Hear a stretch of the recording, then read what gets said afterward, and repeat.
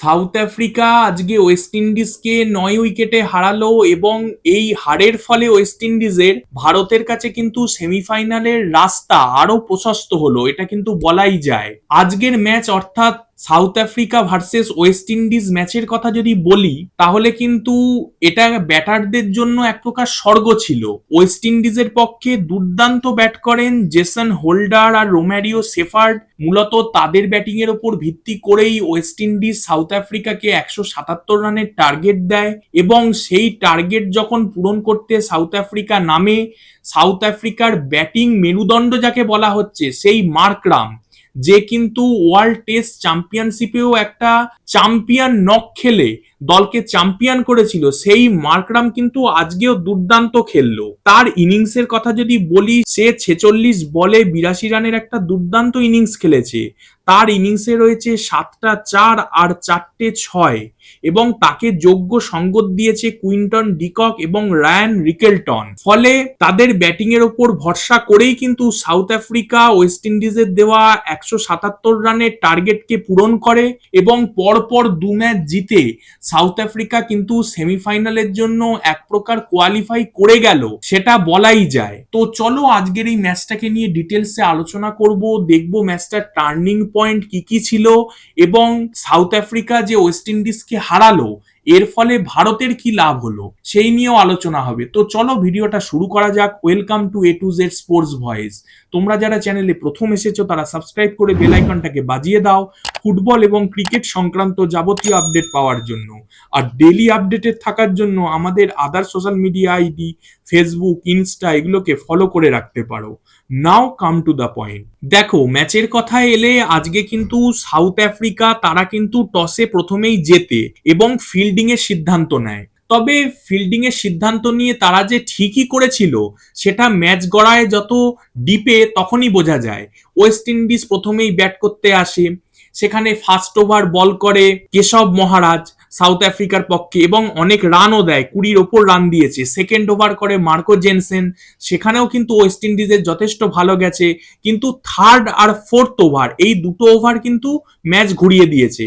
Third ওভারে বল করেছেন Rabada, তিনি তুলে নিয়েছেন পরপর 2টো উইকেট এবং ফোর্থ ওভারে বল করেছেন কিন্তু লুঙ্গি এনগিডি, তিনিও কিন্তু পরপর 2টো উইকেট তুলে নিয়েছেন। 6 ওভার পর ওয়েস্ট ইন্ডিজের অবস্থা কিন্তু ছিল 52 রানে 4 উইকেট এবং তারা কিন্তু এই উইকেটের পতন সেটাকে কিন্তু আটকাতে পারেনি, পরপর উইকেট পড়েই যাচ্ছিল। 11 ওভার নাগাদ দেখা যায় ওয়েস্ট ইন্ডিজের কিন্তু 86 রানের বিনিময়ে 7 উইকেট পড়ে গিয়েছে। আর তখনই আসে গেম চেঞ্জিং ইনিংস। ওয়েস্ট ইন্ডিজের পক্ষে হাল ধরেন জেসন হোল্ডার আর রোম্যারিও সেফার্ড। জেসন হোল্ডারের কথা যদি বলি, সে কিন্তু 31 বলে 49 রানের একটা ইনিংস খেলেছেন, যে ইনিংসটায় 4টে 4 আর 3টে 6 ছিল। আর রোম্যারিও সেফার্ড সে কিন্তু 37 বলে 52 রানের একটা ইনিংস খেলেছে, যাতে 3টে 4 আর 4টে 6 রয়েছে। সুতরাং মূলত তাদের ব্যাটিং এর উপর ভিত্তি করেই ওয়েস্ট ইন্ডিজ সাউথ আফ্রিকাকে 177 রানের টার্গেটটা দেয় এবং সাউথ আফ্রিকা যখন ব্যাট করতে আসে তখন ধরা হয়েছিল ওয়েস্ট ইন্ডিজ হয়তো একটু চাপ তৈরি করার চেষ্টা করবে, যেহেতু প্রথম থেকেই উইকেট ফেলার একটা দরকার রয়েছে, কারণ রানটা বিশেষ ছিল না। যেটা 200-র উপরে রান হওয়া উচিত ছিল সেটা কিন্তু যথেষ্ট কম ছিল, অন্তত 20-25 রান শর্ট ছিল। তো তার উপর ভিত্তি করে হয়তো প্রথম থেকেই চাপ বাড়াবে, এটা আমরা আশা করেছিলাম। হয়তো প্রথম থেকে রস্টন চেজ এরা হয়তো বল করবে, কিন্তু সেটা হয়নি। প্রথম থেকেই কিন্তু দুর্দান্ত খেলতে থাকে মার্করাম আর কুইন্টন ডিকক জুটি। এই কুইন্টন ডিককের কথা এলে ভাই কেকেআর সমর্থকেরা কিন্তু হাত কামড়াতে পারে যে কেন এই ডিকককে আমরা রিটেন করলাম না। তার মূল একটা কারণ, সে কিন্তু দুর্দান্ত ফর্মে রয়েছে। আজকে যেভাবে পুল শট গুলো সে মারছিল, অ্যামেজিং ভাই, অ্যামেজিং। কুইন্টন ডিকক সে কিন্তু 24 বলে 47 রানের একটা ইনিংস খেলেছে, যাতে 4টে 4 আর 4টে 6 রয়েছে। আর মার্করামের কথা ভাই কি আলাদা করে বলবো, মার্করাম সেই ওয়ার্ল্ড টেস্ট চ্যাম্পিয়নশিপ থেকে ভালো খেলছে। সানরাইজার্স হায়দ্রাবাদের হয়ে তার যে ওপেন করা এক প্রকার, সেটা কিন্তু কাজে দিয়েছে এক প্রকার বলাই যায়। টেস্ট চ্যাম্পিয়নশিপে যেমন দুর্দান্ত একটা ইনিংস খেলে দলকে জিতিয়েছিল, আজকেও একটা দুর্দান্ত ইনিংস খেললো। তার ইনিংসটার কথা যদি বলি, সে 46 বলে 82 রানের একটা দুর্দান্ত দুর্দান্ত ইনিংস খেলেছে, তাতে 7টা 4 আর 4টে 6 রয়েছে। এবং কুইন্টন ডিকক যখন আউট হয়ে যায় সেই জায়গায় কিন্তু রায়ান রিকেলটন আসে, সেও দুর্দান্ত খেলেছে। সে 28 বলে 45 রানের একটা ইনিংস খেলেছে, যাতে 4টে 4 আর 2টো 6 আছে। এবং সাউথ আফ্রিকা তারা কিন্তু মোটামুটি 16 ওভার 1 বলের মধ্যে 177 রান কিন্তু কমপ্লিট করে দেয়, বা 177 রানের টার্গেটকে ছুঁয়ে ফেলে 1 উইকেটের মাত্র বিনিময়ে। সুতরাং বুঝতেই পারছো যে সাউথ আফ্রিকা কি দুর্দান্ত ব্যাটিংই না করেছে। অ্যাকচুয়ালি এখানে কিন্তু ট্র্যাজিক নায়ক হয়ে গেছে জেসন হোল্ডার আর তার সাথে রোম্যারিও শেফার্ড।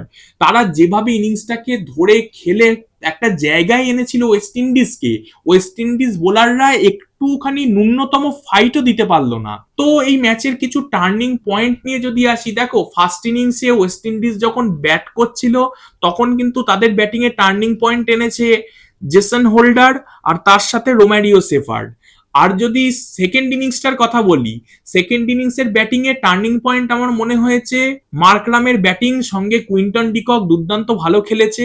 এবং বোলারদের পক্ষে যদি টার্নিং পয়েন্টে আসি, সেটা কিন্তু 3 আর 4 নম্বর ওভার, যেটা তোমাদের আগেই আমি বলেছি, 3 নম্বর রাবাডার ওভার, সেখানে 2টো উইকেট পড়ে, আর 4 নম্বর যেটা ছিল লুঙ্গিয়েনগিরির ওভার, সেটাতেও কিন্তু 2টো উইকেট পড়ে।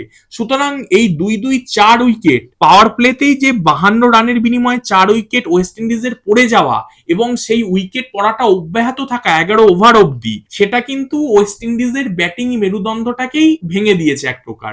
এবং যেটুকু যা রান করেছে সেটার full credit goes to Jason Holder and Romario Shepherd. এবার যদি বলি যে ইন্ডিয়া কিভাবে এখান থেকে বেনিফিটেড হলো সেই নিয়ে, দেখো আজকে কিন্তু ম্যাচের পর সাউথ আফ্রিকার একটু হলেও কিন্তু নেট রান রেটটা কমেছে, ফার্স্ট অফ অল।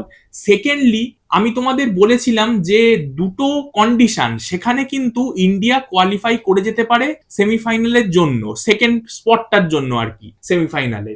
তো ফার্স্ট কন্ডিশন আমি বলেছিলাম যে সাউথ আফ্রিকা যদি প্রত্যেকটা ম্যাচ জেতে, মানে 3টে ম্যাচ জেতে তাদের হাতে থাকা, ইন্ডিয়ার বিরুদ্ধে তো জিতেইছে, সেকেন্ড যে ম্যাচটা তাদের ছিল এগেনস্ট ওয়েস্ট ইন্ডিজ, এটাও জিতে গেল, আর থার্ড ম্যাচটা জিম্বাবুয়ে, আশা করি সাউথ আফ্রিকাকে ফাইট হয়তো দেবে, কিন্তু জিততে পারবে বলে মনে হচ্ছে না। আরেকটা তোমাদের কন্ডিশন বলেছিলাম যে ওয়েস্ট ইন্ডিজ ভার্সেস জিম্বাবুয়ে যে ম্যাচ, সেই ম্যাচের যে চ্যাম্পিয়ন হবে দল, এক্ষেত্রে ওয়েস্ট ইন্ডিজ চ্যাম্পিয়ন হয়েছে, মানে 2 দলের মধ্যে জিতেছে আর কি। তো সে যখন সাউথ আফ্রিকার সাথে খেলবে, তখন যদি সাউথ আফ্রিকা তাকে হারিয়ে দিতে পারে, তাহলেও কিন্তু ভারত সেমিফাইনালের জন্য কোয়ালিফাই করে যাবে। অবশ্যই ভারতকে 2টো ম্যাচ জিততে হবে। তো আজকে এইটাই ঘটলো, সাউথ আফ্রিকা ওয়েস্ট ইন্ডিজকে হারিয়ে দিল।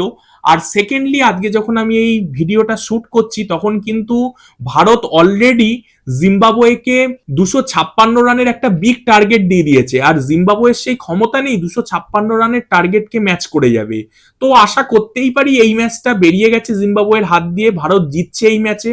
আর নেক্সট ম্যাচ হচ্ছে ইডেনে এগেনস্ট ওয়েস্ট ইন্ডিজ, সেই ম্যাচটাও আশা করি ভারত জিতবে। তো আমরা কিন্তু ধরতেই পারি যে ভারত কিন্তু সেমিফাইনালের পথে এক পা দিয়ে দিল। তোমাদের কি মনে হয় এই ম্যাচটা তোমরা কিরম এনজয় করলে, বা তোমাদের কি কি টার্নিং পয়েন্ট মনে হয় এই south Africa versus West Indies ম্যাচের, কমেন্ট করে জানাও।